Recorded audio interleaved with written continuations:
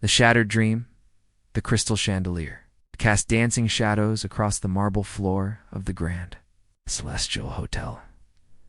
As Clara Whitmore adjusted her silk emerald dress for the 10th time that evening, her hands trembled slightly as she gazed around. The opulent ballroom filled with the city's most influential figures.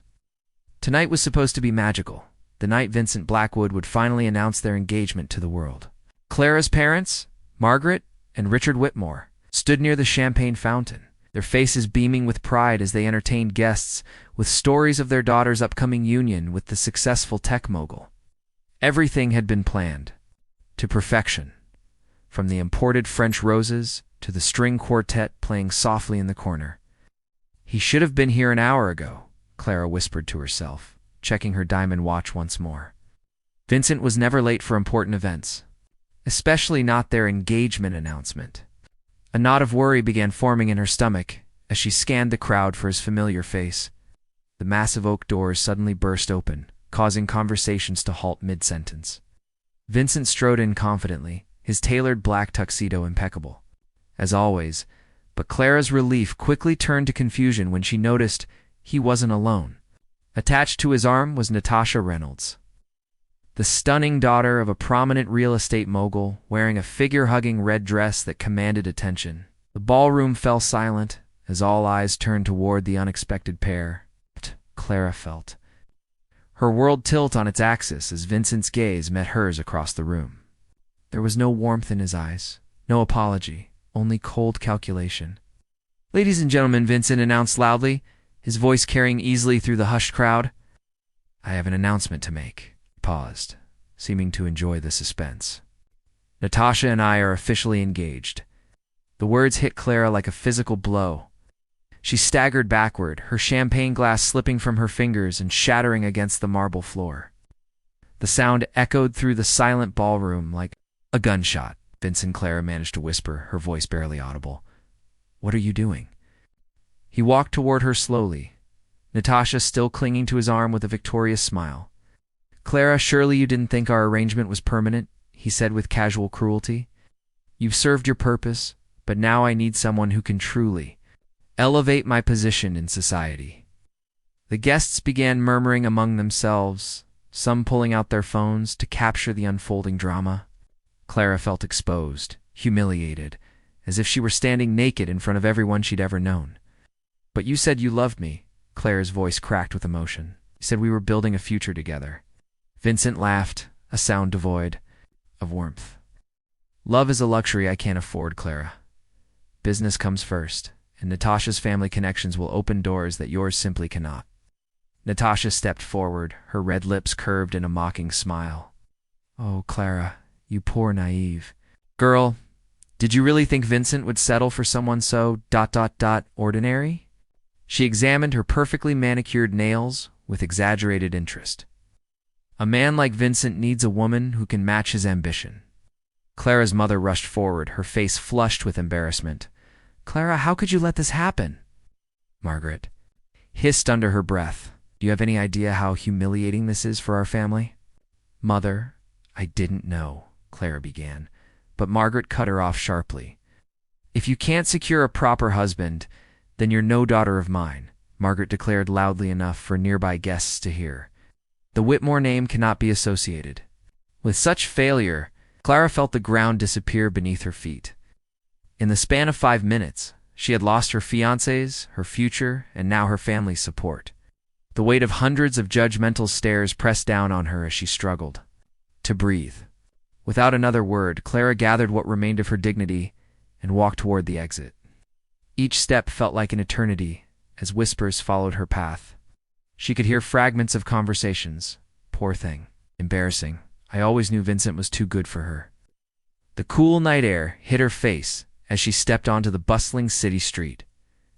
Her feet, pinched in expensive heels, carried her aimlessly through the downtown district. Neon signs reflected in puddles from an earlier rain, creating a kaleidoscope of colors that blurred as tears filled her eyes. Hours passed as Clara wandered, her elegant dress now wrinkled and her carefully styled hair beginning to fall loose. She found herself standing in front of a small, dimly lit bar called Murphy's. corner. The establishment looked nothing like the upscale venues she usually frequented. It was worn. It's unpretentious and exactly what she needed. The interior was filled with the smell of old wood and whiskey, populated by working-class patrons who paid no attention to her overdressed appearance. Clara slumped onto a bar stool, feeling more lost than she had ever felt in her 26 years of life. "Whiskey," she told the bartender, a gruff man with kind eyes who didn't ask questions. "Make it a double." As she stared into the amber liquid, trying to process the complete destruction of her life, a warm voice spoke from beside her. "Rough night?" Clara turned to see a man sitting 2 stools away. He wasn't like the polished businessman she was accustomed to. His dark hair was slightly tousled. He wore a simple black jacket over a gray shirt, and his jeans had seen better days. But his eyes were striking, a deep brown that seemed to hold secrets, and his smile was genuine in a way that felt foreign after years in high society.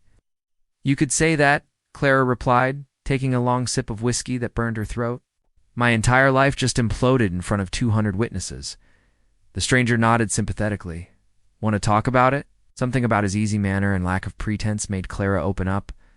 She found herself telling this complete stranger about Vincent's betrayal, her mother's rejection, and the complete collapse of everything she thought was real. He listened without judgment, occasionally nodding or asking gentle questions that showed he was truly paying attention.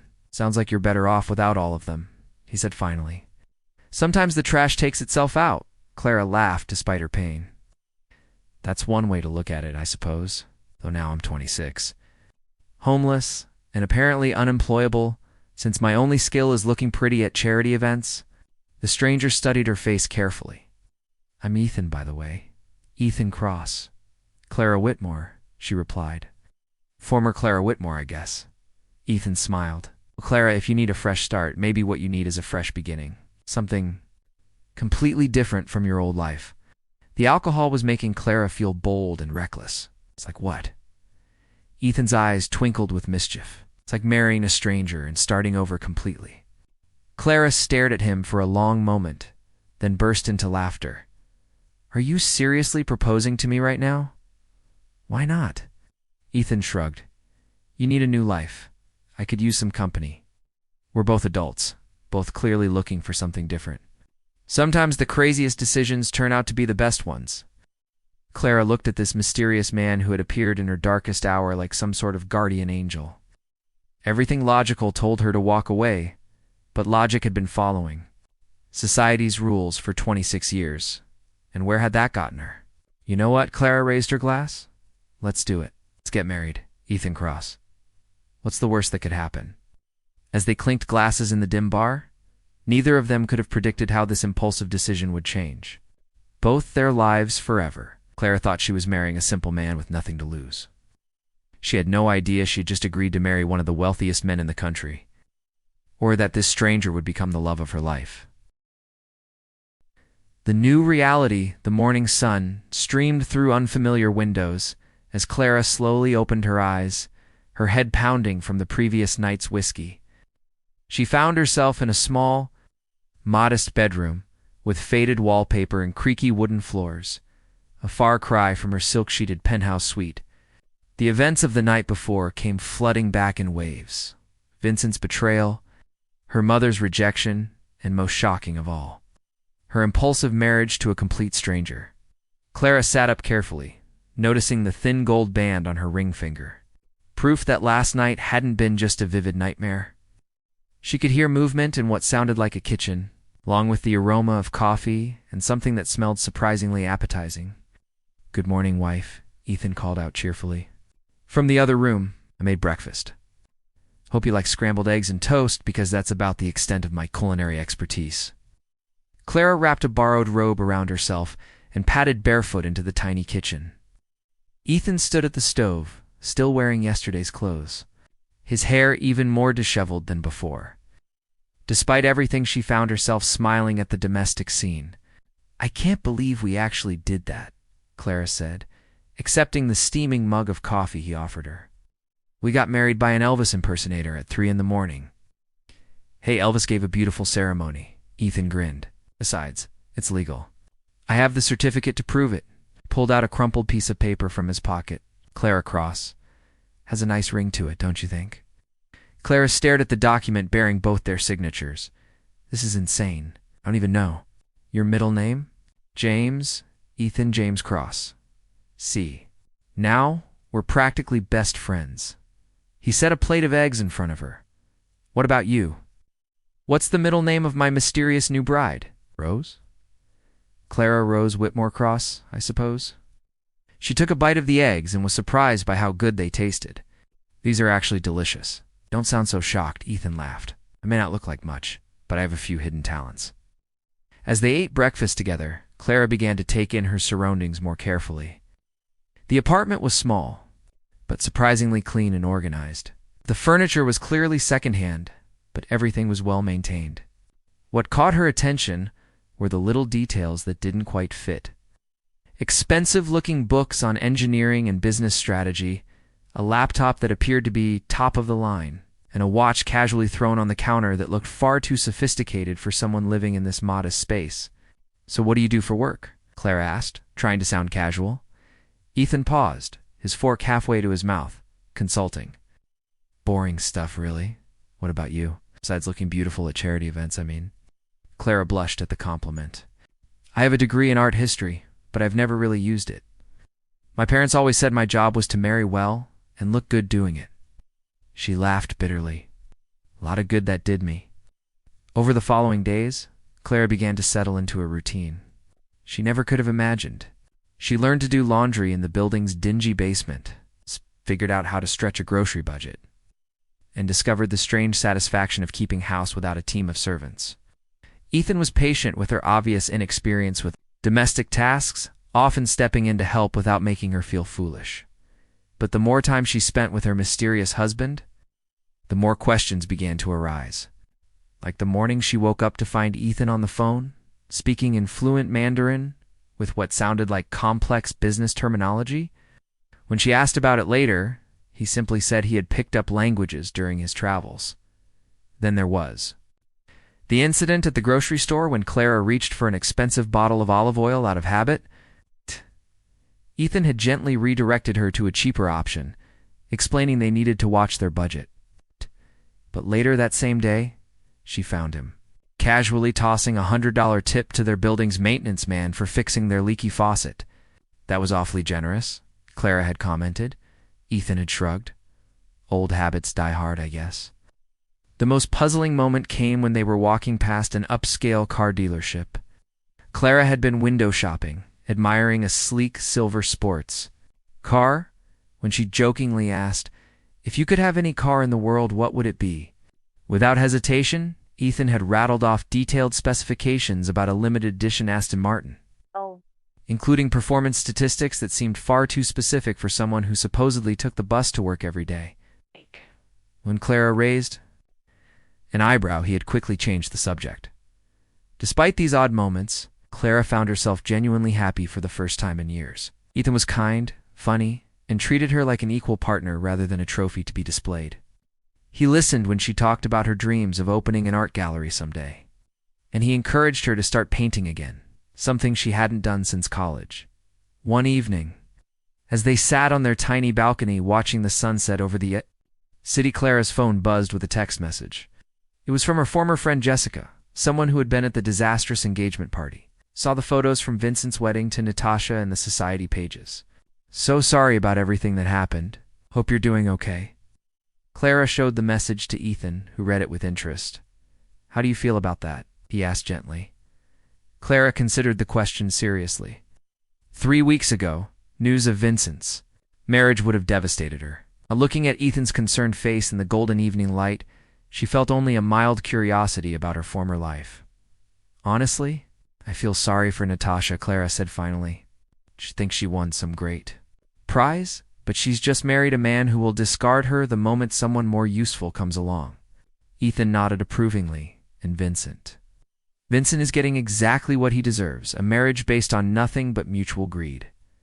Clara took Ethan's hand in hers. I'm learning that real partnership looks very different from what I thought I wanted.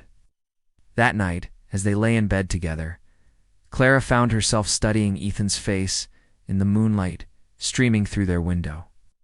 There were still so many things she didn't know about him, so many questions she was afraid to ask. But for the first time in her life, she felt truly safe and genuinely loved. "Ethan," she whispered, "thank you for saving me that night." He turned to face her, his eyes serious. "Thank you for saving me too, Clara." She was about to ask what he meant by that when her attention was caught by something glinting on the nightstand. A business card that must have fallen from Ethan's jacket pocket. Even in the dim light, she could make out an expensive logo and what looked like the words Cross Industries. Clara's heart began to race. Cross Industries was one of the most successful consulting firms in the country, known for handling multi-million-dollar corporate deals. But surely it was just a coincidence. Lots of people had the last name Cross. As Ethan's breathing evened out beside her, Clara lay awake, staring at the ceiling. Tomorrow, she decided, she was going to start asking the hard questions. Because while she was falling in love with her mysterious husband, she was beginning to suspect that Ethan Cross was harboring secrets that could change everything between them.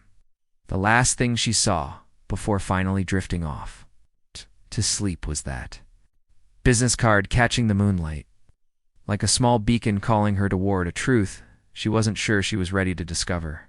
But Clara Cross, for she was learning to think of herself by that name now, had survived the complete destruction of her old life. Whatever secrets Ethan was keeping, she would face them head-on. After all, she had already survived her worst nightmare. How much more complicated could things possibly get?